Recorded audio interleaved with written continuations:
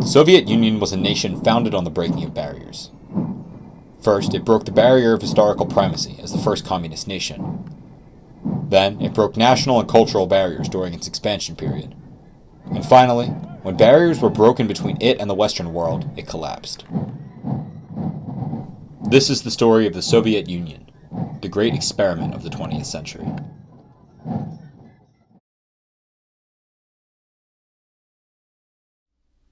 In the midst of the First World War, the Russian Empire was hopeless and impoverished.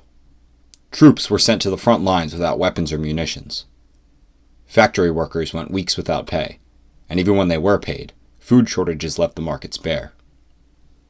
Meanwhile, Nicholas II, Tsar of Russia, did nothing, opting to spend his time near the front rather than in Moscow or St. Petersburg.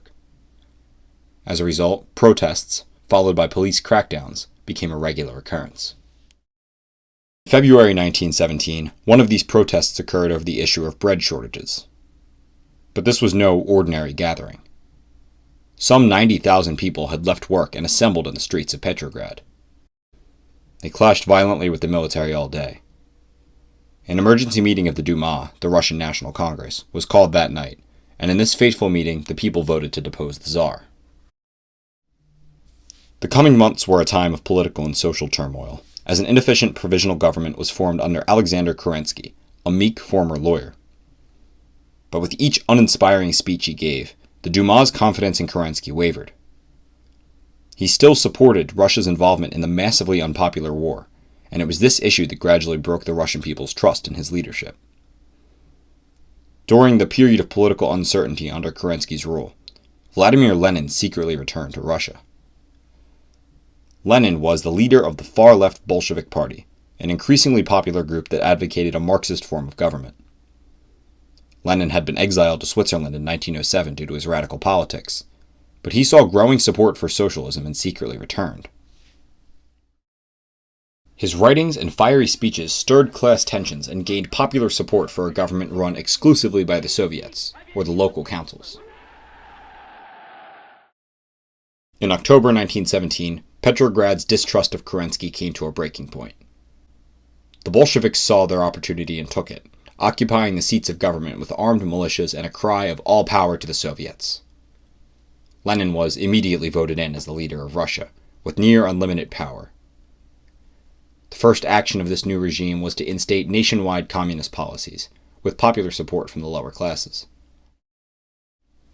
This brand new Soviet Union broke centuries-old barriers between the Russian classes, and became the first nation in the world to attempt the radical idea of communism. History has now shown that these totalitarian policies were a failure, but in the initial time after the revolution, the outlook was hopeful. It was a new country, a new government, and a new world.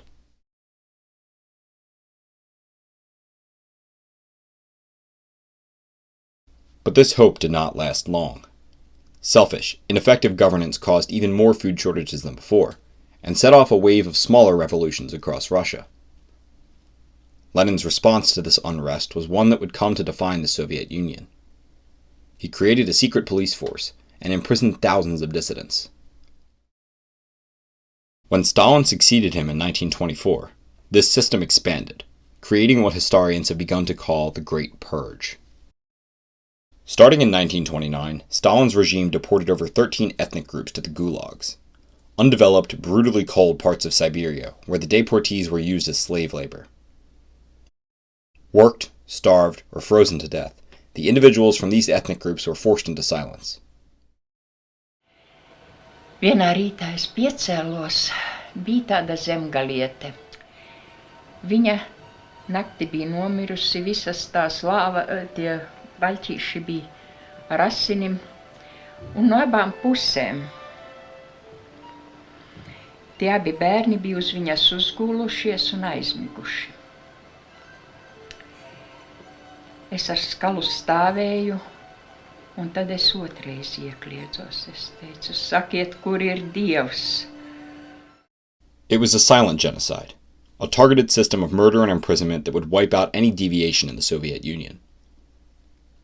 This was the destruction of wealthy peasants, of political dissidents, of ethnic minorities that challenged the creation of a single Soviet culture.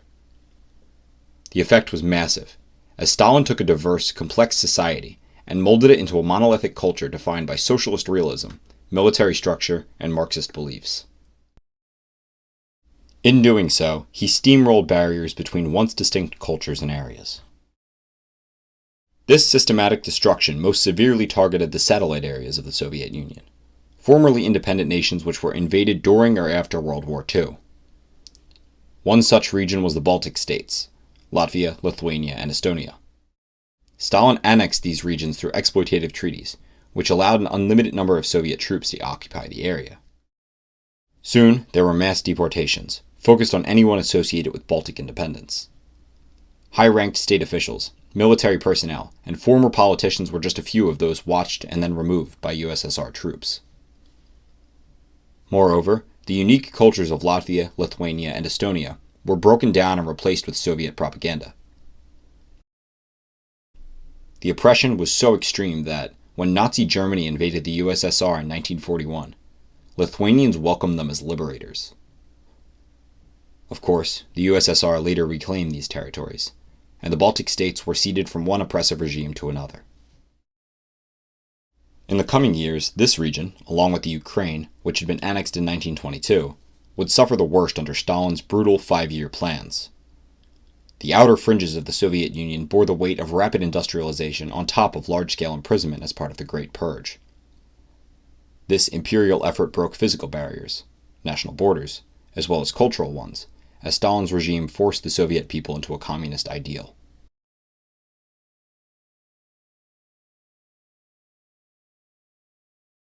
But by the 1980s, the economic machine which allowed for this large-scale oppression was faltering. Supply shortages and industrial shortcomings that had always been an issue during Stalin's 5-year plans became too prominent, too disastrous to ignore. As a result, revolutionary movements gained ground in the satellite territories of the Soviet Union. Moscow's control over these western areas slipped under Khrushchev and later Gorbachev's rule. Khrushchev, Soviet premier from 1958 to 1964, began a gradual program of what he called de-Stalinization, allowing for slightly more freedom of speech and a gradual breakup of the Gulag system.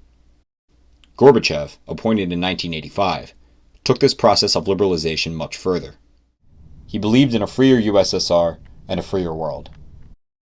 Gorbachev famously made deals with American corporations, Pepsi, McDonald's, and others, to debut their products in Russia. He called this policy Glasnost, Russian for openness. Its intended effect was to ease the tense atmosphere of the Cold War, but Glasnost had far greater implications within the USSR itself. Most immediately, Glasnost struck a blow to the core of the Russian economy. When Gorbachev broke economic barriers between the United States and the USSR, the Russian economy overwhelmingly chose American goods over their Soviet counterparts. An already failing economy began bleeding money faster than it could produce more value. This economic openness also destroyed propaganda about the supposed evil and inferiority of America. Immediately, freed from the repression and forced monoculture of the past 6 decades, the idea of a perfect union crumbled. As a result, satellite portions of the Soviet Empire, Poland, Hungary, and most notably the Baltic states, began to assert their own culture once again. The most iconic barrier broken in the 1980s came in 1989, when East Germany joined this rally for independence. Protests rocked the Russian side of the city, and local authorities tried to appease them with minor changes. Soviet spokesman Gunter Schabowski was given a ruling from city authorities and, without reading it beforehand, delivered it word for word. Also Privatreisen nach dem Ausland können ohne Vorliegen von Voraussetzungen, Reiseanlässe und Verwandtschaftsverhältnisse beantragt werden. Das tritt nach meiner Kenntnis ist das sofort. The effect was enormous, as millions of East Germans rushed to the wall which divided their city and, symbolically, Europe. Soviet authorities watched helplessly as the wall, the iconic Iron Curtain, came down. The breaking of these barriers, which had kept the Soviet regime propped up for so long, ultimately caused its downfall. So, the Soviet Union fell, in a moment as turbulent as it began. Now we grapple with its legacy as the first collectivized nation, its legacy of oppression and totalitarianism, and its legacy of collapse.